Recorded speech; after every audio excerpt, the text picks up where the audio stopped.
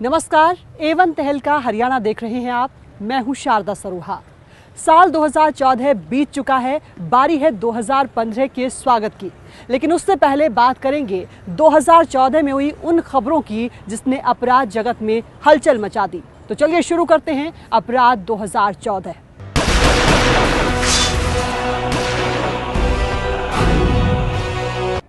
बरवाला का सतलोक आश्रम प्रमुख रामपाल इस साल कानून को ठेंगा दिखाता दिखाई दिया। लेकिन कानून के हाथ भी लंबे होते हैं और करीब 14 दिनों तक चले चूहे बिल्ली के खेल से आखिरकार पुलिस ने रामपाल को बिल से बाहर निकाल ही लिया। जो प्रवक्ता है तो न्यौछावर कर रखा है जीवन परमात्मा के लिए। परमात्मा के बच्चों तक इस तत्व ज्ञान को पहुंचा कर छोड़ूंगा, चाहे कुछ भी बीतो मेरे साथ।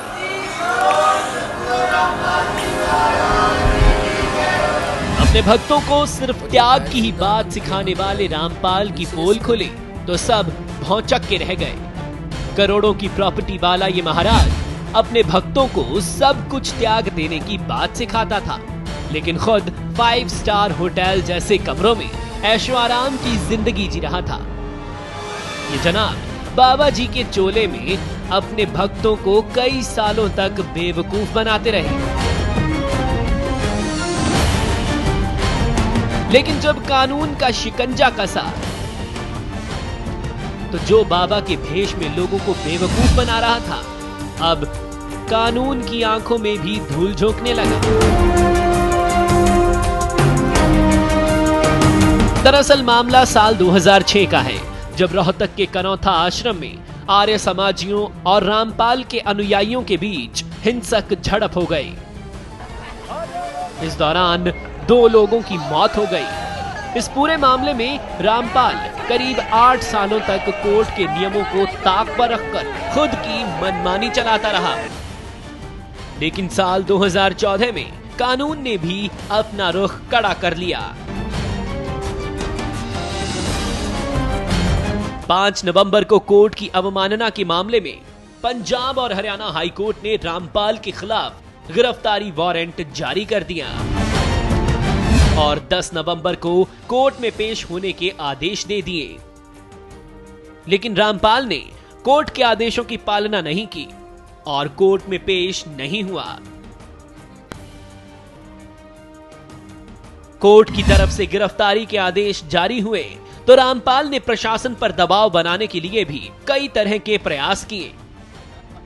हजारों की संख्या में अपने समर्थकों को बरवाला आश्रम में बुला लिया और अपनी नाकाबंदी करा ली।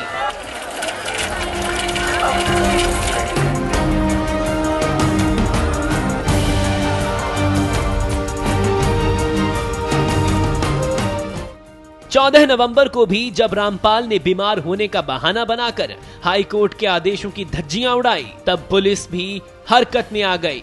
पुलिस ने आश्रम के आसपास सुरक्षा कड़ी कर दी।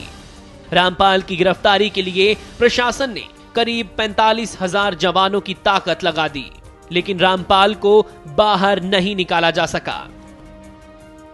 इधर रामपाल के समर्थक हाईकोर्ट से डरते हुए भी दिखाई दिए। हाईकोर्ट के आदेशों को सुप्रीम कोर्ट में चुनौती देने भी पहुंचे, लेकिन यहां पर उनकी दौड़ धूप काम नहीं आई। सुप्रीम कोर्ट ने जल्द सुनवाई से इनकार कर दिया। चौतरफा घिरे रामपाल के समर्थकों का सुरक्षा घेरा कड़ा हो रहा था, तो पुलिस भी आश्रम को घेरने की पूरी तैयारी में जुटी थी। पुलिस पर हाईकोर्ट का डंडा था और रामपाल पर पुलिस का। अब तो पुलिस के सब्र का बांध टूट गया और बहाना पाकर पुलिस ने रामपाल के आश्रम पर धावा बोल दिया। सैकड़ों समर्थकों को खदेड़कर पुलिस आश्रम के अंदर घुस गई। आश्रम की तरफ से पत्थर भी फेंके गए। पुलिस ने आंसू गैस के गोले छोड़कर भीड़ को तितर बितर कर दिया। 19 नवंबर को पुलिस ने सुबह ही आश्रम को खुला छोड़ दिया। जिनको बाहर जाना था वो चले गए।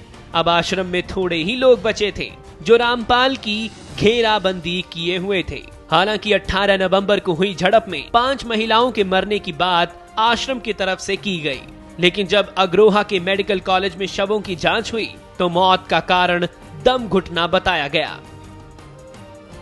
19 नवंबर को देर शाम तक पुलिस और आश्रम प्रशासन के बीच बातचीत का दौर चलता रहा और देर शाम पुलिस ने आखिरकार रामपाल को गिरफ्तार कर लिया, जो करीब 15 दिन तक पुलिस और कोर्ट को बीमारी का बहाना बनाकर बेवकूफ बनाता रहा।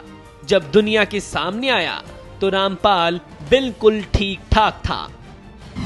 अब रामपाल देशद्रोह समेत 19 आरोपों में जेल की सलाखों के पीछे हैं।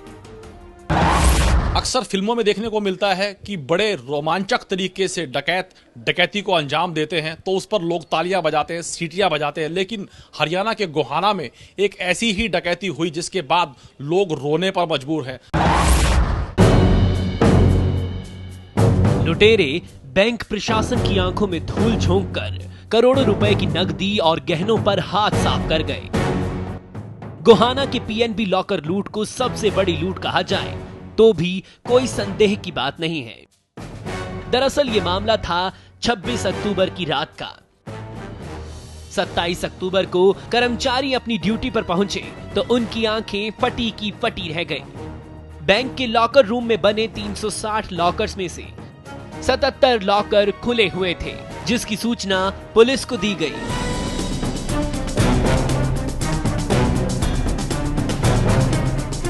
ये चोरी बड़े ही शातिराना तरीके से की गई थी। चोरी की सबसे बड़ी वारदात को अंजाम सुरंग के जरिए दिया गया। ये सुरंग बैंक के पास ही खाली पड़े मकान में से खोदकर बैंक तक निकाली गई। सुरंग तकरीबन 2.5 फुट चौड़ी और करीब 125 फुट लंबी थी। यह मामला पुलिस के लिए नाक का सवाल बन गया। दिल्ली के पीएमओ ऑफिस तक इस मामले की आंच पहुंच गई, जिसके बाद पीएमओ ऑफिस से टीम गोहाना जांच के लिए पहुंची। प्रधानमंत्री कार्यालय में एक वरिष्ठ पुलिस अफसर हूं। जब प्रधानमंत्री जी को इस बात की जानकारी हुई कि यहाँ एक घटना हुई है, मुझे उन्होंने आज सुबह आदेश दिया, आप जाओ, देखो, डीजीपी से मिलो, इन्वेस्टिगेशन देखो, अगर किसी भी तरह की कोई भी सहायता केंद्र से मिलनी है वो मिलेगी। लेकिन लॉकर्स धारक अपनी जमा पूंजी को लेकर परेशान थे। उन्हें पीएमओ ऑफिस का आश्वासन भी नहीं भा रहा था। जिंदगी भर की कमाई एक सुरक्षित जगह पर रखी हुई थी, लेकिन सबसे सुरक्षित जगह पर भी उनका धन नहीं बच पाया। सबसे बड़ी चोरी की यह वारदात पुलिस के लिए चुनौती बन गई। पुलिस ने बदमाशों का सुराग देने वालों के लिए 10 लाख रुपए तक का इनाम भी घोषित कर दिया। हालांकि पुलिस ने मामले की तह तक जाने के लिए मकान मालिक से पूछताछ शुरू की थी, तो दूसरे ही दिन मकान मालिक का शव गाड़ी में मिला। पुलिस को 72 घंटे के अपने ऑपरेशन में सफलता मिली और पुलिस ने एक आरोपी को गिरफ्तार कर लिया। 12 साढ़े 12 के करीब जो 84 फुट सुरंग बना के जो लॉकर तोड़ के चोरी की थी, उसके मुख्य अभियुक्त 4 थे। उसमें से एक राजेश जो है वो काफ़ी दिन से फरार चल रहा था। तो हमारे स्थानीय पुलिस की जितनी टीम्स थी उनमें से SIT की टीम ने स्पेशली जो है इस को आज गिरफ्तार करके काफ़ी बड़ी उपलब्धि प्राप्त की है। गोहाना के पंजाब नेशनल बैंक से लॉकर्स की चोरी सबसे बड़ी वारदात बन गई। हालांकि इस चोरी कांड का खुलासा करते हुए पुलिस ने आरोपियों को गिरफ्तार कर लिया।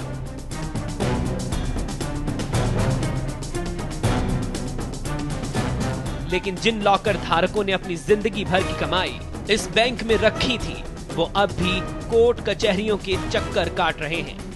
ब्यूरो रिपोर्ट, A1 तहलका, हरियाणा।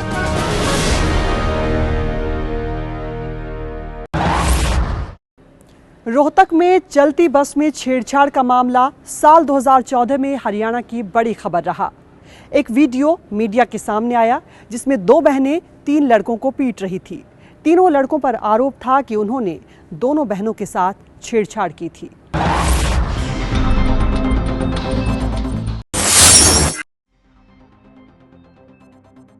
ये घटना रोहतक जिले में हुई। दो छात्राएं आरती और पूजा हरियाणा रोडवेज की बस से अपने घर जा रही थी।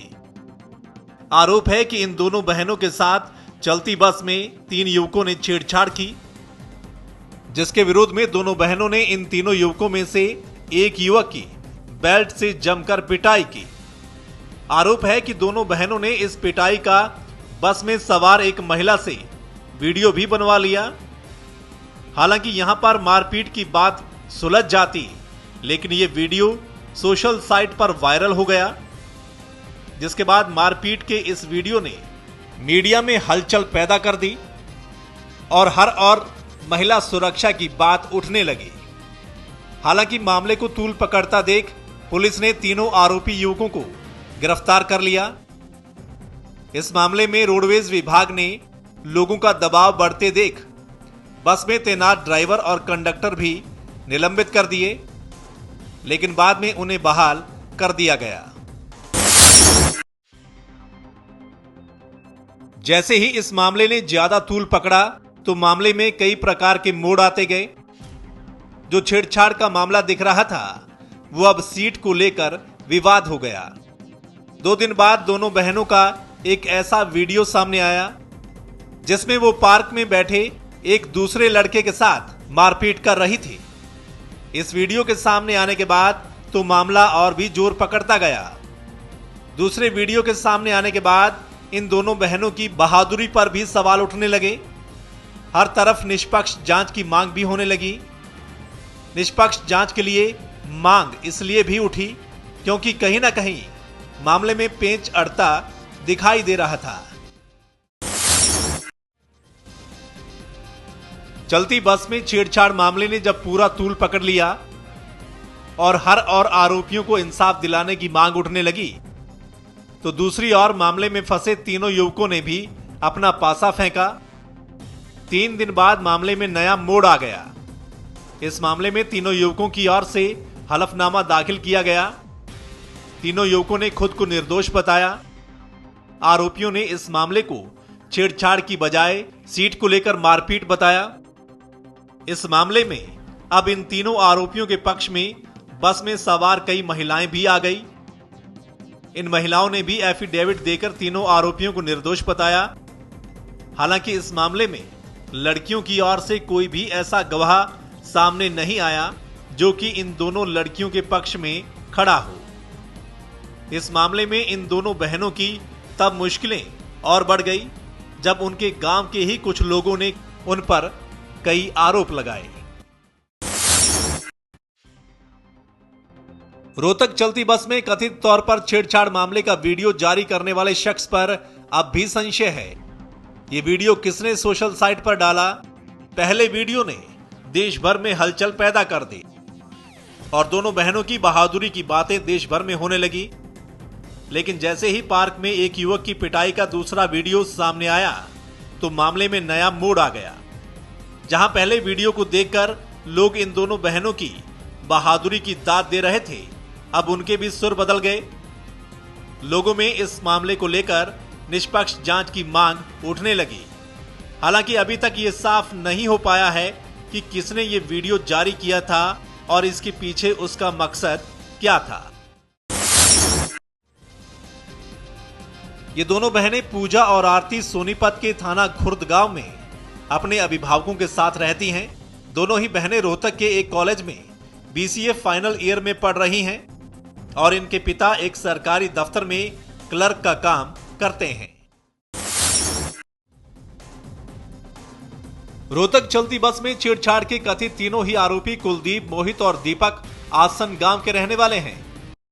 पुलिस की माने तो इनमें से 2 युवकों का भारतीय सेना के लिए फिजिकल भी पास हो चुका है। लेकिन अब जब ये मामला तूल पकड़ गया तो इन दोनों युवकों की सेना में नौकरी को लेकर भी सवाल उठने शुरू हो गए। वहीं तीसरा युवक भी जाट कॉलेज रोहतक में अपनी पढ़ाई कर रहा है। लड़कों की माने तो पहले ही दिन वो बस में गए थे और वहां उन्होंने कोई छेड़छाड़ नहीं की। मीडिया में जैसे ही इन बहादुर बहनों का वीडियो वायरल हुआ तो सरकार ने भी आनन फानन में दोनों बहादुर बहनों को सम्मानित करने का फैसला कर दिया। इतना ही नहीं, कई सामाजिक संगठनों ने इन दोनों बहनों को सम्मानित भी किया, लेकिन बाद में जब मामले से पर्दा उठा तो हरियाणा सरकार ने सम्मान देने के फैसले से हाथ पीछे खींच लिए। कथित तौर पर छेड़छाड़ को लेकर मारपीट के मामले में इन दोनों बहनों को जहां मीडिया ने फेमस कर दिया, तो गांव के कुछ लोगों ने इन लड़कियों के चरित्र पर भी सवाल उठाए। हालांकि जैसे जैसे इस मामले में पत्ते खुलते गए, जांच का दायरा भी बढ़ता गया। इस मामले में सामान्य जांच के बाद जब कोई राज नहीं खुला तो पुलिस ने इस मामले को फास्ट ट्रैक कोर्ट में डाल दिया। इतना ही नहीं, इस मामले में तीनों आरोपियों का पॉलीग्राफी टेस्ट हुआ और वहीं इन दोनों बहनों का भी पॉलीग्राफी टेस्ट किया गया। अब फास्ट ट्रैक कोर्ट में जल्द ही दूध का दूध और पानी का पानी हो जाएगा। इसी साल हिसार के भगाना गांव की 4 दलित लड़कियों के अपहरण और उनमें से एक के साथ गैंगरेप की घटना ने सरकार को हिलाकर रख दिया। लोकसभा चुनाव के नजदीक उठे इस मुद्दे का राजनेताओं ने भी फायदा उठाने की कोशिश की, लेकिन पीड़ित दलित परिवार अब भी इंसाफ के लिए दर दर की ठोकरें खा रहा है।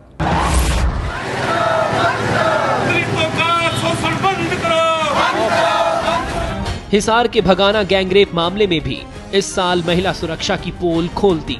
चारों लड़कियों का 23 मार्च को अपहरण किया गया और अगले ही दिन यानी 24 मार्च को चारों लड़कियां पंजाब के बठिंडा रेलवे स्टेशन से बरामद की गई। पीड़ित लड़कियों ने गांव के ही 3 युवकों और दूसरे गांव के 2 युवकों पर गैंगरेप का आरोप लगाया। हालांकि पुलिस ने मामले को सख्ती से लेते हुए आरोपियों को गिरफ्तार कर लिया, लेकिन जब मामले में गांव के सरपंच का नाम सामने आया तो आंदोलन की चिंगारी भड़क उठी।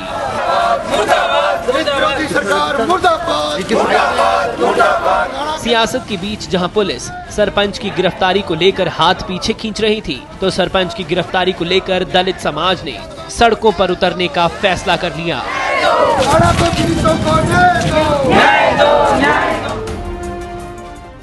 आरोपियों की गिरफ्तारी के बाद मामला तूल पकड़ता गया। अब पीड़ित परिजनों को डराने धमकाने की भी बात सामने आने लगी। पीड़ित पक्ष के लोगों ने गांव से बाहर बसाए जाने की मांग की।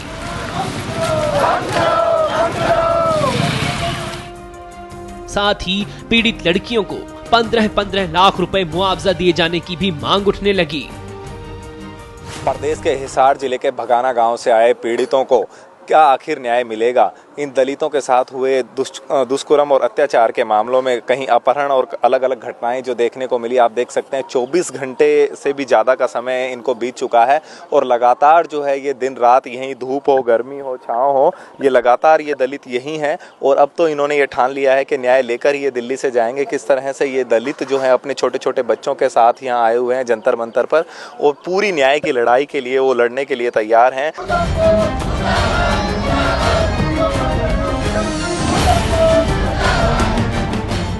9 दिन तक दिल्ली में दबाव की राजनीति के बाद महिला आयोग ने पीड़ितों की सुध ली। मामले को तूल पकड़ता देख 5 जून को दलित आयोग हरकत में आया।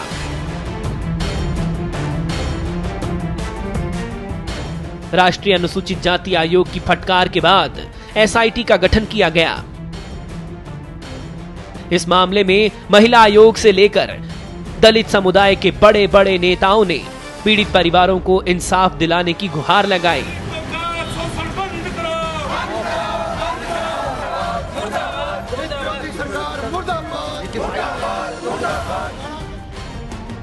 इस दौरान जब हरियाणा सरकार की स्पेशल टीम ने सरपंच को मामले में आरोपी न बनाते हुए क्लीन चिट थमा दी,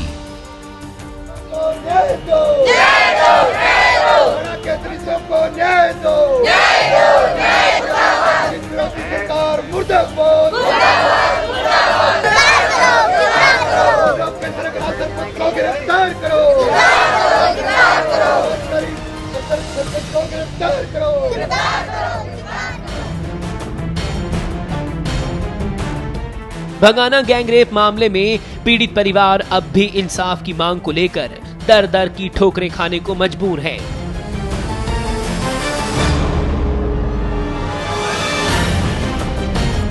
करीब 8 महीने बीत जाने के बाद भी पीड़ित परिजन उसी सदमे में है। लेकिन इंसाफ की तस्वीर अब इन परिवारों को धुंधली दिखाई दे रही है। अब मामला कोर्ट में चल रहा है, लेकिन सवाल एक ही बना हुआ है कि गैंगरेप के आरोपियों को सजा भले ही मिल जाए, लेकिन समाज की मानसिकता कौन बदलेगा? ब्यूरो रिपोर्ट, एवन तहलका, हरियाणा।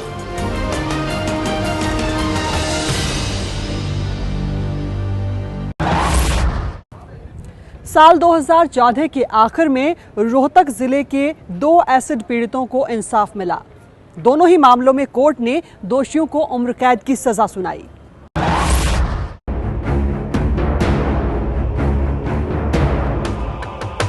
साल 2014 के आखिरी महीनों में रोहतक जिले के अलग अलग 2 मामलों में एसिड अटैक पीड़िताओं को इंसाफ मिला।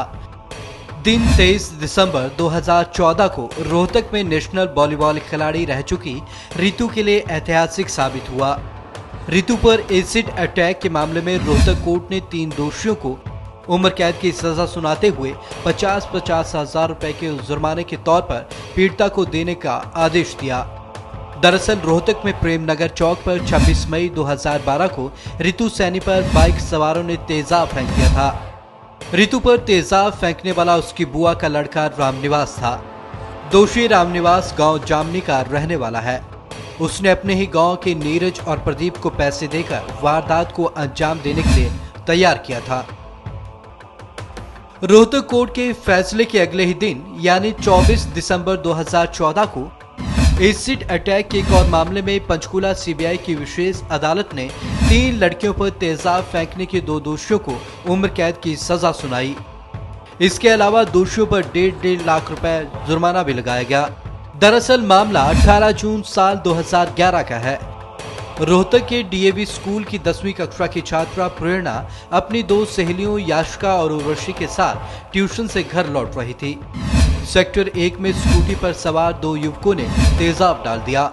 इसमें याशिका को टारगेट किया गया था, लेकिन दोनों लड़कियां भी साथ होने के कारण झुलस गई। जांच में पाया गया कि याशिका की चाची गीता ने पारिवारिक रंजिश के चलते तेजाब डलवाया था।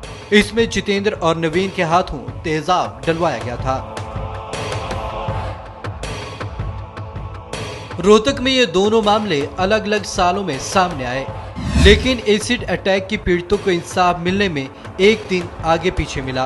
बहरहाल 2014 के आखिरी में आए इन दोनों फैसलों से देश और प्रदेश में तेजाब फेंकने वालों को सबक मिला। बीटेक के छात्र नितिन की फिरौती के बाद हत्या के मामले ने बहादुरगढ़ की सड़कों पर खूब बवाल मचाया। चारों तरफ से इंसाफ की मांग उठी और गुस्साए लोगों ने 3 रोडवेज की बसों और पुलिस चौकी को आग लगा दी। इसमें कुछ जो है की गंडर आपके अंडर नहीं, आपके अंडर नहीं,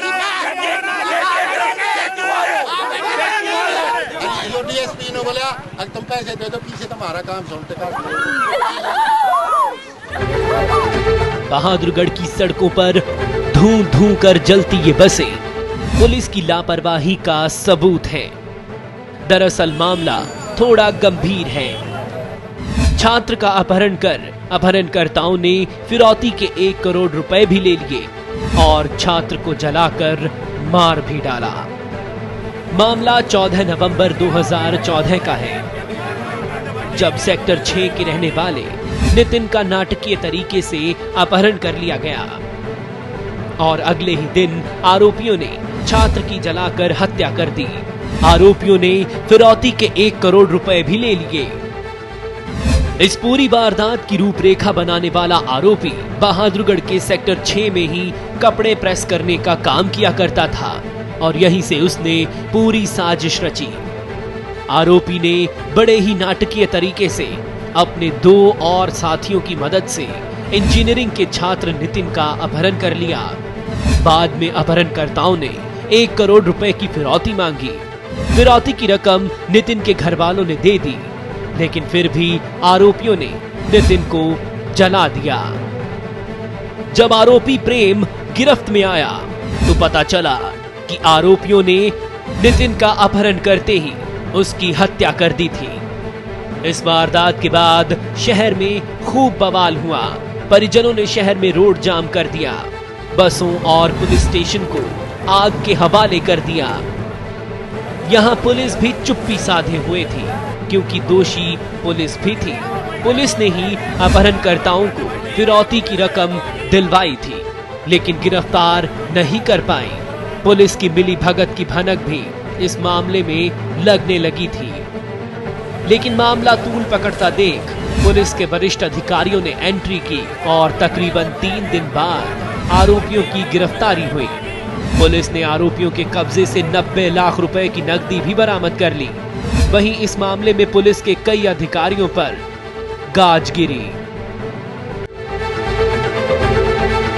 सेक्टर 6 के मकान नंबर 650 के दरवाजे पर जैसे ही कोई आहट होती है तो बेबस निगाहें उस नितिन को ढूंढती हैं जो दुनिया से रुखसत हो चुका है। ये वही घर है जिसमें कुछ ही दिन पहले पूरा परिवार हंसी खुशी जिंदगी बिता रहा था, लेकिन नितिन की हत्या के बाद से हर किसी के होठों पर सिसकियां हैं। नितिन की याद आते ही आंखें डबडबा जाती हैं। नितिन का परिवार ही नहीं बल्कि अब हर कोई ये उम्मीद लगाए बैठा है कि न सिर्फ इंसाफ मिले बल्कि भविष्य में ऐसी आपराधिक घटना दोबारा ना हो। ब्यूरो रिपोर्ट, A1 तहलका, हरियाणा। तो साल 2014 की बड़ी खबरों में इतना ही। उम्मीद करते हैं कि आने वाला साल आपके लिए मंगलमय और खुशियों से भरा हो। आप सभी को नववर्ष की हार्दिक शुभकामनाएं। नमस्कार।